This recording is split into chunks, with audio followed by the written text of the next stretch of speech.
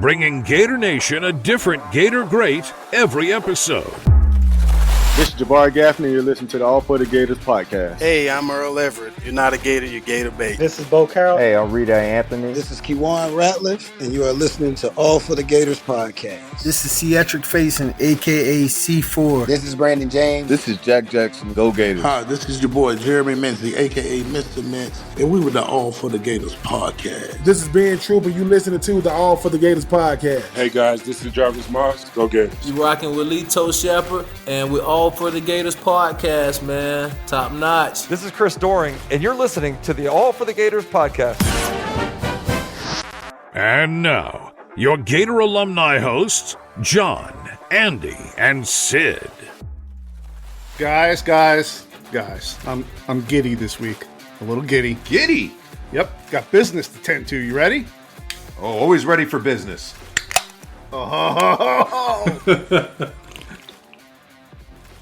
Oh, that's good. That's a cold open, ladies and gentlemen. What you got there? Yeah, thought you'd never ask. This. A little something? A little something from Pontoon Brewing. I got the New Wave Premium Ale. That's the blonde ale. Ooh, it's good, man. You like a craft brew, do you? Depends, as long as it's not too hoppy. So the premium ale sounds good. I would like you to send me some of the Crushing Waves Georgia Weiss. You like the wheat beers? Yeah, let's get that one. Send me a little bit of that down here to South Florida, please. They got this blonde ale, the New Wave. They got One Ski India Pale Ale, if that's your deal. You got your Aquatronic. Aquatronic. I like the sound of that one. It sounds like it's a beer No, of it's the not future. what you think it is. It's not. Okay. That's the Juicy Double IPA. That'll put some hair on you. Double. All right. So if you want to try out some Pontoon Brewing, go ahead. If you're in Florida, they have some of their beers in Publix's, restaurants. If you're here in Georgia, their tap room is in Sandy Springs, 5,000 square foot tap room they have. And the best part is about Pontoon Brewing, the owners are Gators, ladies and gentlemen. All right. Well, you can't beat that. It's a natural partnership between the All for the Gators podcast and Pontoon Brewing. We love having them on board here to be a partner with the show. And we got to talk about their event coming up this Saturday at their tap room in Sandy Springs. It's Welcome to Gatorhood with the Atlanta Gator Club from 3 to 5 p.m. at their tap room in Sandy Springs. It's going to be one hell of an event. Drink specials going on. They're going to have some food and UF swag they're going to be giving out. So head on over there, Pontoon Brewing in Sandy Springs, their tap room. Join the Atlanta Gator Club. They're going to welcome to Gatorhood. They're welcoming all the new Gators that are in Atlanta and have one big Gator party. Oh, I love it. All the friends of the show there, go represent and say hi for us. All right, well, tonight's show is made possible by Pontoon Brewing. Go ahead, check them out at pontoonbrewing.com. Well, with this amazing partnership with other Gators out there, I feel like we must have an extra special show brewing for us this week. So why don't you tell us who we have on tap this time? On tap, very nice. Yeah, I added that. Oh, guys, today's guest is not just any Gator great. He is a king. That's right, UF's all-time rushing king. Out of West Hollywood down in South Florida, not only did he dominate on the gridiron, he dominated on the mat as well. 2-time state champion from MacArthur High School. Well, Jimmy Johnson, Bobby Bowden, they noticed. They came a-knocking, but he said no thanks, and he chose his destiny well to become a Florida Gator. And in the orange and blue, he would end up one of the most prolific running backs UF and the SEC has ever seen. The anchor of Spurrier's first fun-and-gun offense at Florida, hard-nosed, high-knees blazing, bruising back that would run right through you or use the finesse of his hands to catch it and run right by you. And he did it a lot. The only player in UF history to lead the team in rushing and yards from scrimmage for 4 straight years, on his way to breaking Emmett's UF career rushing record, has the all-time all-purpose yards record too, which also ranks number 2 only to Herschel Walker for the most ever in the SEC history. He would go on to the NFL and tear it up for the Bucs, Ravens, and Browns, becoming an NFL 1,000-yard rusher, NFC Rookie of the Year in '94. Gator Nation, I present to you 3-time All-SEC, first-team All-American, 93 team captain, and team voted MVP, with number 33 on his chest, UF Athletics Hall of Famer, Mr. Errict Rhett. Wow. Yes. I love that introduction. I need that. I need to hear it morning that I wake up. Every morning I need to call you and you to say that to me. Get you going for the day. Eric, so cool to have you on with us, man.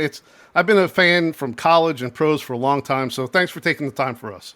Man, my pleasure. Thank you for having me. I got to ask you first about the wrestling. 2-time state champion, self-proclaimed Mike Tyson of high school wrestling. Is it true some moms would come down out of the stands and literally ask you to let go of their kids? Absolutely.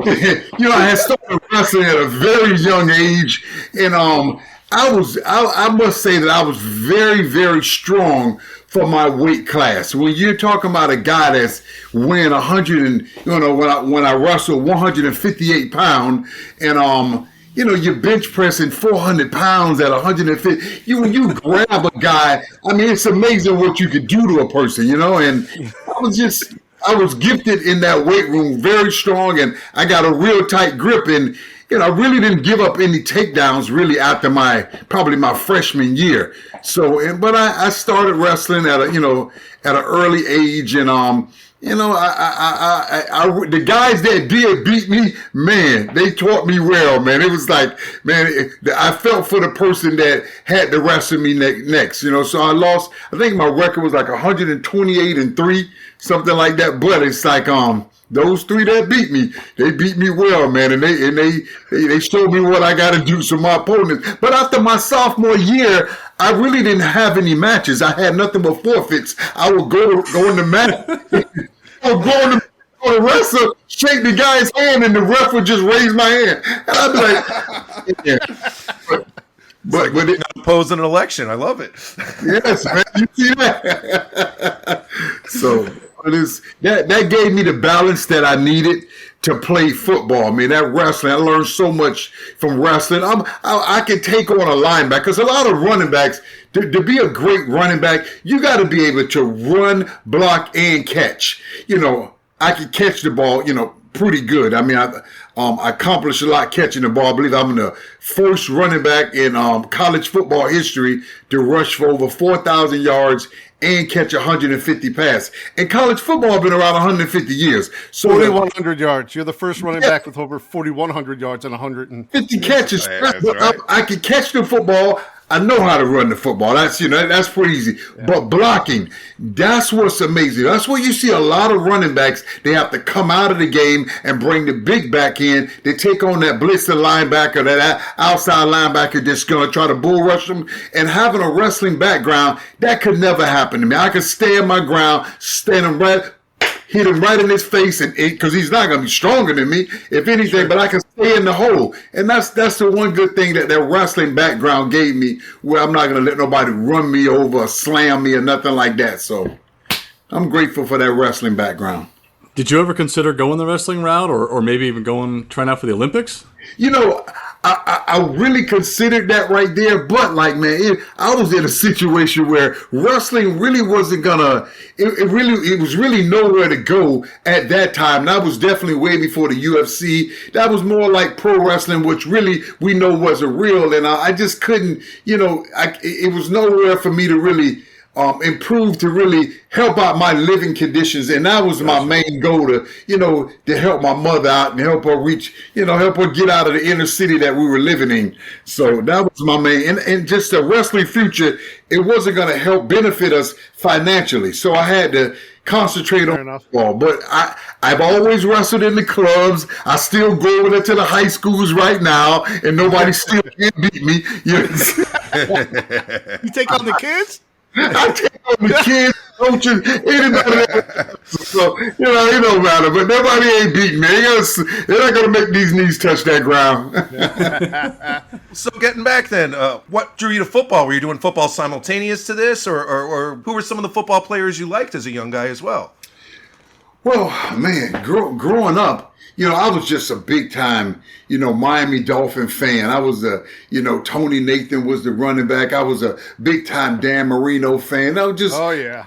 I love Tony Dorsett. I love the Dolphins, but I was mostly a defensive player playing high school football. Running back was there. I was pretty good. I love playing running back, but I was a very physical person, very, very physical. And most people thought that I'd probably be better off being a defensive back, a strong safety, than I would be more successful there than being a running back. So everyone questioned my speed. I wasn't super fast guy at all. I was more just a hard worker.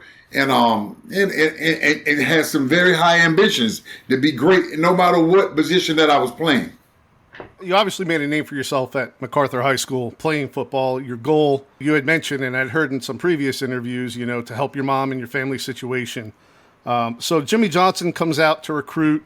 You got Bound knocking on your door. And at that time, in the early 90s, those two programs are really battling for the national championship almost every year. What makes you pick UF over those programs? Well, I tell you this right here. I really did like Florida State a whole lot. I was just like, I was going up there every summer. I was there. I was always at all the games and everything and I remember when it came time to take your visits. And, guys, I had never been on a plane before. I grew up in a very poor environment. And I was like, I'm looking forward to taking my 5 visits. But I shouldn't have to let that 5th visit, or no visit, be to Florida State. You couldn't show me nothing about that school that I didn't already know. So I was like, that's not going to happen. And in Miami, we had a player by the name of Darius Frazier that had went down to Miami. He was an elite player at a school called Hollandale High School. And he went to Miami, and right away he got in trouble. So my coach, who was probably one of the greatest mentors of my life. He molded in me, you got to get away from home. I want you to experience a college lifestyle. And Miami's just not it. It's too close to home. And a lot of these neighborhood kids, they'll be at you. And it'd just be best for you to get away. But like Florida State was definitely number 1. But I just did not want to take a visit there. And at the time when I went there, I saw where they use a lot of running backs, a lot of backs, and then they wasn't bringing me there for running back. They was bringing me there for DB, and it was like you. Okay. Yeah, they'll tease you like they'll give you a shot at running back, but we're bringing you for a strong safety, and you could come in and you'll make an impact immediately. And I was like, okay, but. Defense to me, much as I love being physical, it was literally like kissing your sister. It just didn't mean nothing. I mean, I felt nothing. I literally can run. I can catch. I can get an interception, run it back for a touchdown. It meant nothing. It didn't feel nothing. But playing running back, man, it felt something. Something about hitting that century mark during the game. Something about breaking a long touchdown run. Something about running somebody over with the ball. I mean, I love everything about being a running back. And I was taught to have those 3 aspects. I had the 3 vital aspects you need to be a great running back, being able to run, block, and catch. And I knew that if they give me the opportunity, someone, I know I'll make the best of it. But I knew it was nobody going to give me a chance. But I remember Coach Red Anderson came and recruited me. And he says, hey, he called all his guys big man.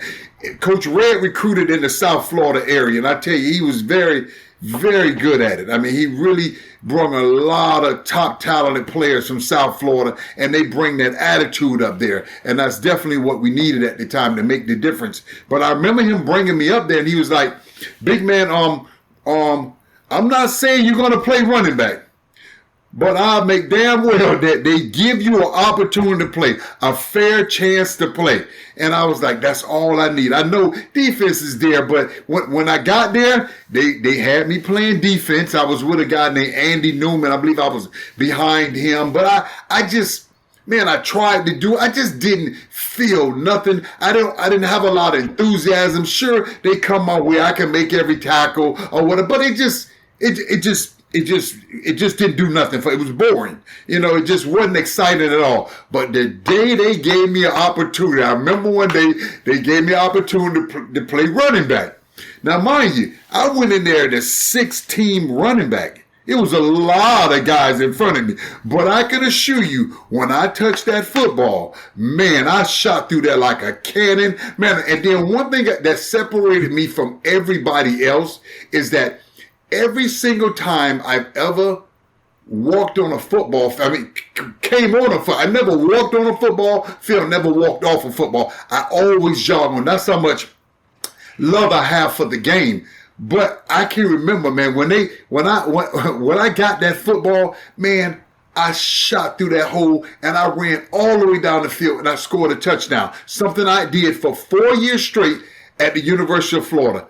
Every time I touched the ball, I scored a touchdown in practice. Every single time I've ever touched the football. So that's one thing everybody can say. It's not humanly possible to outwork me on a football field. I don't know. I mean, I didn't practice as though like I separate myself from everybody in practice. Some people, they go through the motions in practice, and I have respect for those guys. A lot of guys that are not practice guys. But see, like, I know in my position, I can't take one day for granted because I know that tomorrow's not promised. And I've lost so many friends, waiting for another time. I practice as though death is tomorrow. I practice every day as though death is tomorrow. This is my last day ever gonna play this game. This is my last practice ever. And man, I run to the end zone, up the stands, to the top, whatever it takes to get myself in the best condition. And then the coaches see that right there. And the rest of the guys, they'll run like 15 yards and they'll stop quick and turn back around. Here's this little young guy, ram. And I tell you what coaches do. Coaches appreciate hard work. People can talk about all you want. They can say you can't do that, but they cannot say anything about a person that busts his butt every single day in practice. And it's easy to think that he's just going to do it one day. Oh, maybe he did it 2 days. Hold it. This guy runs to the end zone every single practice, every single time he touches. Yes, for 4 years, Coach Spurrier waited on me to come back to the huddle to run the next play. Wow. Because I ran his on every single time. Never missed a day of not doing it. That's one of the greatest stories we've heard on this podcast. Yeah, we've done that's an almost instant 60 classic episodes. right That's awesome. amazing. And everyone can validate it too. All the coaches, they know me and they just like, and I remember as Coach Spurrier telling the guy one time, a scout, they were scouting. They come there on Monday nights and everybody likes to shine on, on Monday night. But the coach was saying, hey, I want to come to the game to see how you play in the game. And Coach told me, hey, listen, you ain't even got to come to a game. You could come to any practice, Wednesday, Thursday, Friday, Sunday. When you come to practice, this young man might change your life around because you will never see nobody work as hard as he worked just in one practice.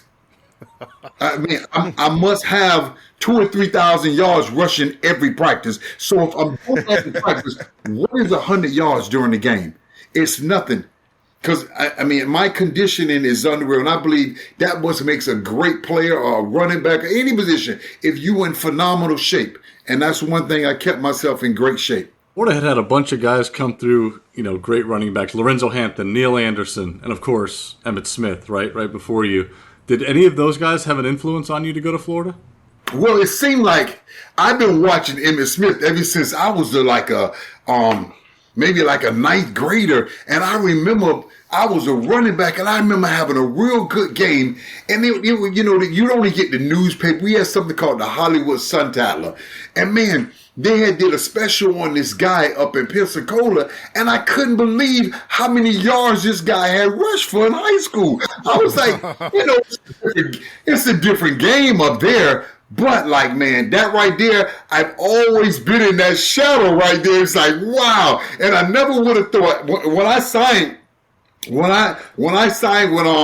UF, when I made that commitment, that's the first phone call that I got from Emmitt, welcome me to the team. And I'll never forget that day, man. I was so honored, man. And we were actually roommates in my freshman year on game day. Wow. That's right. Well, you get there in '89, right? Got there in '89. You played a couple games, but you get medically redshirted for like a elbow dislocation or something.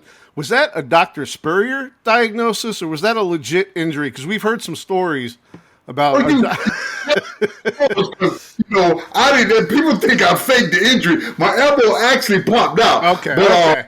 Okay. Players Hospital got me back. Within about a week. But let me tell you something. Back then, red shirt wasn't so bad as it looks right now upon a player. See, back then, man, I wanted to be with my freshman class. I didn't know none of those upper classes. It was only a couple of us that wasn't red-shirted. Marquette Oller, Monty Grow, and myself. And like, I just, once I'm an offensive player. Those guys are all defensive players. And like, I just couldn't bond. And first of all, I wasn't used to Emmitt Smith coming in the game, staying in the game the whole time, and then if I do get a good one, he's gonna run back on the field. And it was like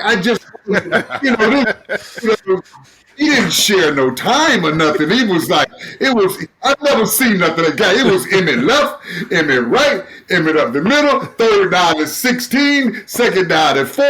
It was just Emmitt's show. Left, right, left, right. He would have a great game. Phenomenal game, but because he had great balance. But like the program just wasn't going anywhere. It was just stagnant. It just wasn't. They didn't have a reputation for winning. It was just an average team.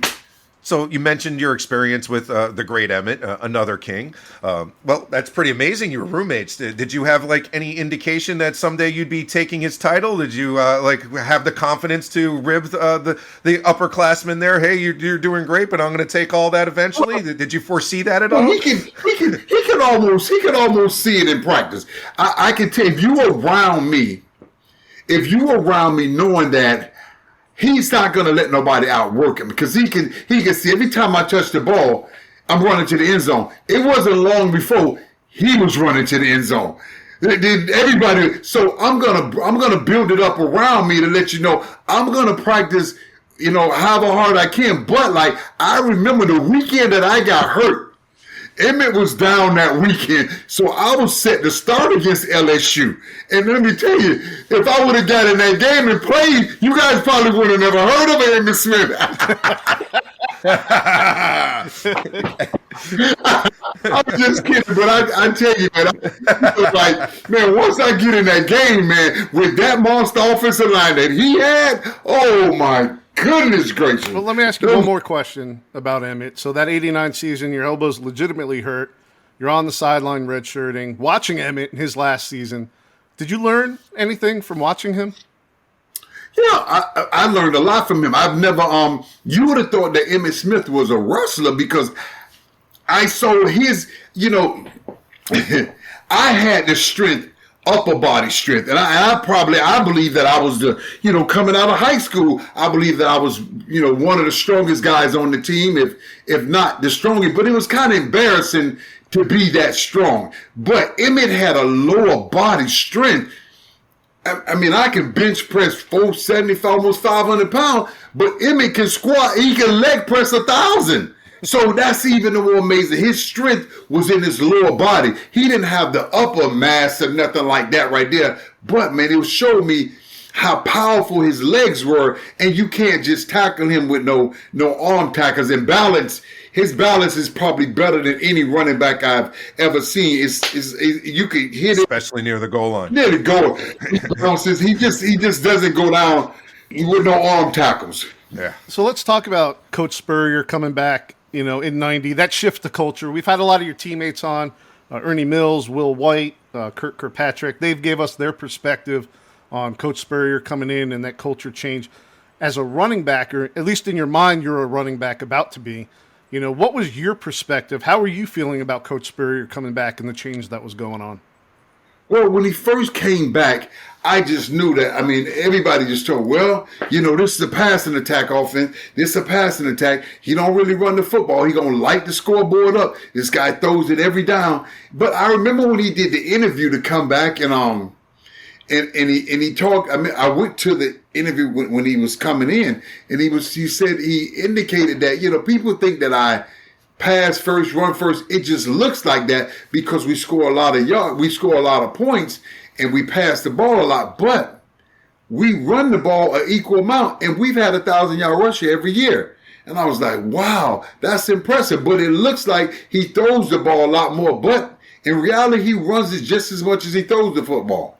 All right, well, Emmitt's gone. It's 1990. You take the reins there in the backfield. You have over 1,000 yards. 5 touchdowns. You guys have the best record in the SEC. Unfortunately, we know the story. You can't be named SEC champs. but Spurrier crowned you guys #1 in the SEC. We've heard that story, heard about the rings, yes. In true Spurrier fashion. Yes. How were you feeling about your role in the offense at that point? After my going into my freshman year, I thought that I did everything in my mind to be a starter. But like, we had a guy that was behind Emmitt Smith. His name was Willie McClendon. And Willie was, 225 pounds of solid, 230 solid muscle that could very fast, elusive, could run the football. And he broke all of Emmitt Smith high school rushing records. So this guy was just big, fast, strong, and everything. And I was more of a different back. I was just that hard, gridiron worker, just straight ahead guy. I'm not going to do too many faking. One thing Willie had, we were competing together, and they gave him the starting job. So in 1990, I wasn't the starter. I was sharing time with Willie McClendon. He started, but I was splitting time with him. And somehow or another, every time I got in the game, man, if you put me in the game, I'm gonna make a difference. And it be games where I only touch the ball 10 times, I end up with like 140 yards or something like that. And it's just, I was just, because of that, I'm so hungry when I do get in the game, man. I want to make a difference. But like my freshman year, 1990, I didn't start. Willie McClendon started. So and then my we could go on to talk about my sophomore year and 91. But let me just go back a little bit and tell you guys something. I remember when Spurrier came there, we had like our first practice, and I remember Spurrier talking to the coaches, and he was like, "I can't believe these guys couldn't win with this much talent." I remember him saying, "I've never seen this much talent in my life." He's never seen this much talent. It is so much talent from the South Florida, the Pensacola area. It was just so much talent on that team. But we had a great coaching staff, but we couldn't put it together.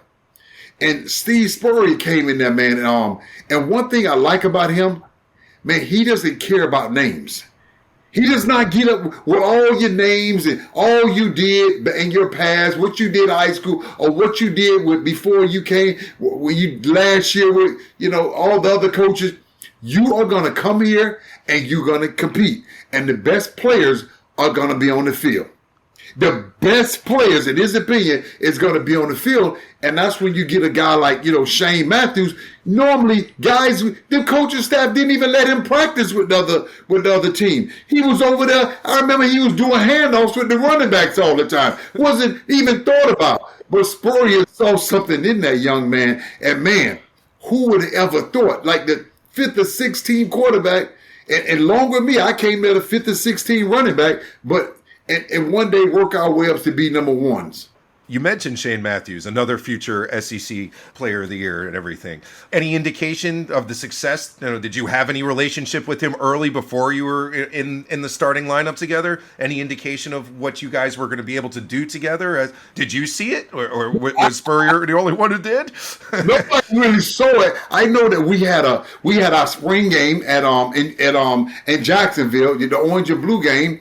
And I already knew there was nothing I really could do, to be a starter. But Shane, that quarterback position, man, it was among quite a few guys, from Kyle Morris, Brian Fox, Lex, and Shane. All those guys were competing, and a lot of guys thought that, I started last year, so normally, you would be the starter now, but Spurrier wasn't like that. He had a certain kind of style. He did not like a quarterback that drilled the ball to you 5 yards away. Just lob it to him and score the easy touchdown. And he liked Shane's style. It probably reminded him of himself a little bit, but he did an amazing job. And we play against Oklahoma State to start the season, and man, we light the scoreboard up. And nobody's ever seen nothing like this before. Florida been running the football. Back in the John Reeves days, we were throwing the football a lot. But somewhere along the line, the SEC got more into running the football. The Herschel Walkers, the Bo Jacksons, and then you got the Emmitt Smiths. Everybody just ran the ball, just held the clock. Boy, Spurrier came along, and revolutionize the way you throw the ball. I mean, guys, I promise you, this is the closest thing that you could get to Steve Jobs on the sideline. Not one time, whether we're down, we're several seconds left in the game, we could be joking in the huddle because we got a Steve Jobs over there calling plays. And I promise you, he's going to call a play to get us out of trouble. We're going to win this game in the end. So it's my hat's off him. The greatest college football coach ever. Let's talk about Shane again. He gets on the field in 90, and you guys spend 3 years together, and he obviously finds a lot of confidence in you because you end up fourth on the UF all-time receptions list. I mean, we're talking. Wow. You caught more passes than Dallas Baker, Chris Doering, Riedel, Ike, Quez as a running back, and you're fourth on the all-time receptions list. So, about that chemistry you had with Shane. Can you talk about that a little bit? Well, we had our little saying. He's always called me crack. You know what I mean? Because every single time I touch the ball, I'm trying to crack a helmet. That's all I want to do. I'm gonna crack a helmet. I'm gonna crack several of them in practice. I crack them going all the way to the locker room. I crack them in the locker room. Guys are always trying me. So like. And he called me crack for 4 years. But every single play, as we break the huddle, all right, crack, you got me underneath, right? I got you. We would have a play called, I guess it would be bandit right, blue slide boppers, steamers, like that. But those guys can go deep and do all that stuff deep. But he knows it's no linebacker on earth gonna cover me one-on-one. If you back up, I turn around in the zone. If you cover me one-on-one, it's a disaster waiting to happen. It's not going to happen. So he knew I was going to beat him, and right there he throw it to me. We could always get ourselves out of trouble. But I remember when to win the SEC game against Kentucky, I mean, like, I guess he had already assumed that I was going to turn around in zone, but the guy was playing half zone and half man, and I just happened to turn around, and the ball was just sitting on my shoulder pad, and that first down right there gave us our first SEC championship. Oh, man. Nice. Yes. You mentioned the 91 season a little while ago. You certainly don't let up that year. You lead the SEC in rushing and yards from scrimmage, over 1,100 on the ground, and another 360 with 10 touchdowns receiving there. You were in first team All-SEC. The Gators, as you said, Spurrier's lighting it up now, 10-2 record. As the workhorse, you're now starting to get the accolades. They're starting to roll in for you. Did you make any adjustments from year 1 to 2 to kind of attribute that to? Or not really made a lot of adjustments, but I can tell you this right here. I once again split time with a phenomenal running back. It was never just me just opened up like Emmett was the number one running back. I split time completely with another running back. It's just that every time I got the ball and got in the game, I tried to make a difference. I did start that year right there, but like at any time I split time with Willie McClendon going all the way to the end, and against the last game of the year, he actually started against Notre Dame. It was his last game of his career, and he started that game, believe it or not. So we grew up in South Florida, like I said. The Canes were winning the title literally every other year, 83, 85, 87, 89. Did they win 91? I think they won 91 too. Yeah, they beat them. And as young fans, we were fans of the Canes, me and Andy. Not Sid. I think he was still fans of Penn State. My dad went to Penn State. We had some of the Canes garb on, but I was always a fan of Errict Rhett. Always. The beast of a football player, the work you put in, your production. So my question is, do you feel college players today have the same kind of dedication to the sport or even a program that you had? I don't really think so. The dedication is not there. They put a lot of things in there to block it. I'm not against players getting paid NIL. Man, I'm for, whatever. Get your money, do whatever you deserve, because, but like at the same time, in order for you to be successful, a great, phenomenal football player, you must have a compelling why. What is your why? And it can't just be finance. It has to be something that makes you thrive every day to be the best. It makes you pull out the best potential. How can you reach your full potential? You must have a compelling why. Man, I don't really know what their why is. Maybe they want a new car. Maybe they want this. They just want to go pro. I mean, it's a completely different atmosphere. My compelling why was my mother. I went to the University of Florida in some it was very horrible living conditions, and my only goal was to to get my mother off the couch, and because she slept on the couch for 18 years in a very impoverished neighborhood, and our house was the worst in the impoverished neighborhood. So that a lot of players these days, they don't have that compelling why. Let me just give you a quick story. I remember we were at that graduation. After graduation, my mother walks up to me and she's in tears. And I don't know why my mother's in tears, because I'm like, Mom, why you crying? Graduation, I made it, I'm graduating, I'm going off to college. And I remember her looking me dead in my eyes. She said, I'm crying because I don't have any money to take you out to eat with. All these other families, they're going out to eat after graduation. I don't have nothing to give you. And I was like, Mom, don't worry about it. They have food in the back, right in the back hall. After graduation, we can just go there. Let's just go there. And she shook her head. I said, Mom, it's only like maybe $5, $10. You can eat all you want to eat. And she shook her head like, I don't even have that. So immediately I knew that I gotta change this situation around, because no young child wants to see his mother unhappy on such a great day. I remember looking at my mother and I put 4 hands up in the air. Now, most of the time when you see a football player with 4 hands up in the air, what does that mean? That means fourth quarter. Correct? That means, hey, fourth quarter. And my mom was like, I don't want to hear nothing about no fourth quarter. I said, Mom, this right here don't mean fourth quarter. This don't mean the fourth quarter. I promise you, what this means is 4 more years.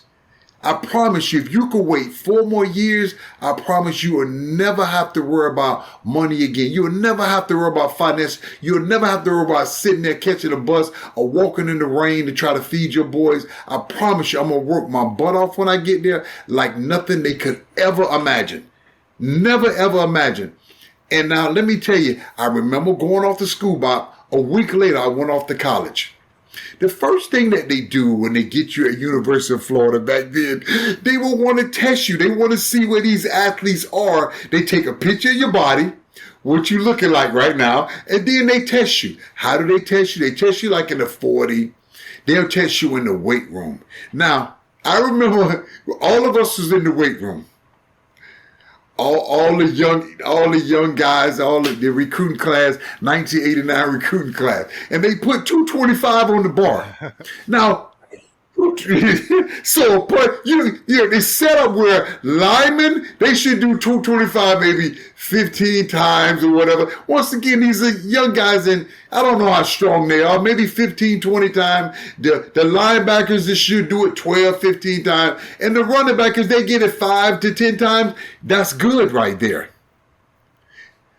I believe that I went last that day, because I was just like, I remember taping up my hands and wrapping up my hands, and I'm thinking about, this is my first time that I'm going to get the opportunity to impress these coaches.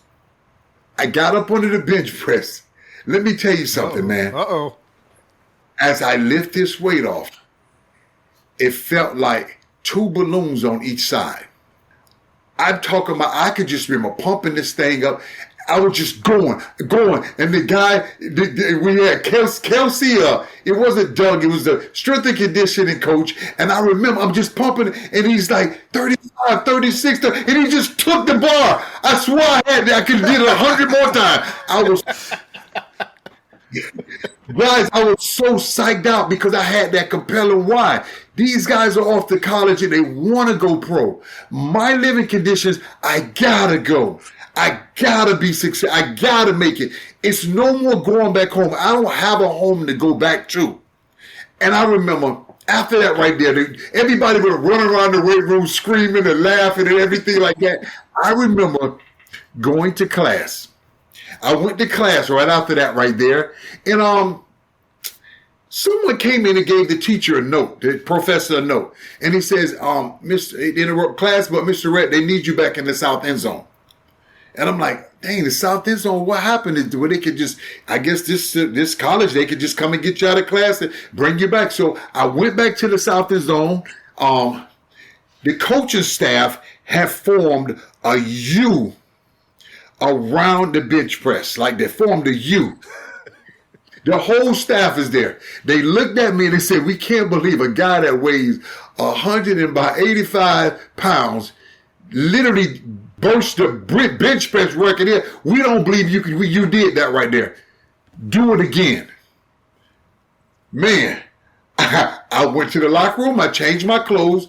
I put some tape on my hand, and all I could think about, this is the head coaching staff. Everybody's there because they cannot believe, where is it coming from? How can he lift this much weight? His arms, I don't have big arms at all. My arms are so skinny, but where is it coming from? But what they don't know is that I have that compelling why.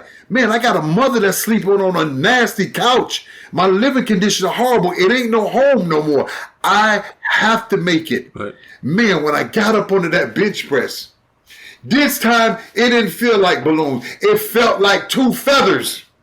And all I can remember, I was pumping the weight so hard and so fast. As I was throwing it up, it was leaving out my hands and I was catching it, coming back down. I just couldn't. I remember the guy was laughing, 38, 39, he just took it. And the coaching staff, they like, where is this coming from? We've never, because when you see a guy that's strong, it's supposed to match his arms, his chest should stick out, his neck. I didn't have none of that.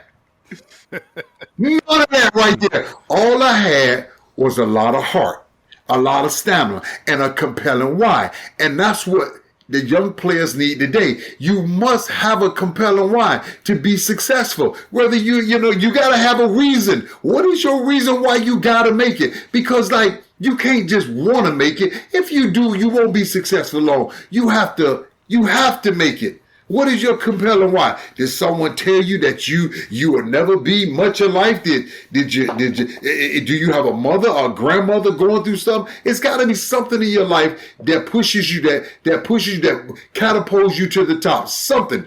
So, and that was my mother. That's my compelling why. That's an awesome story.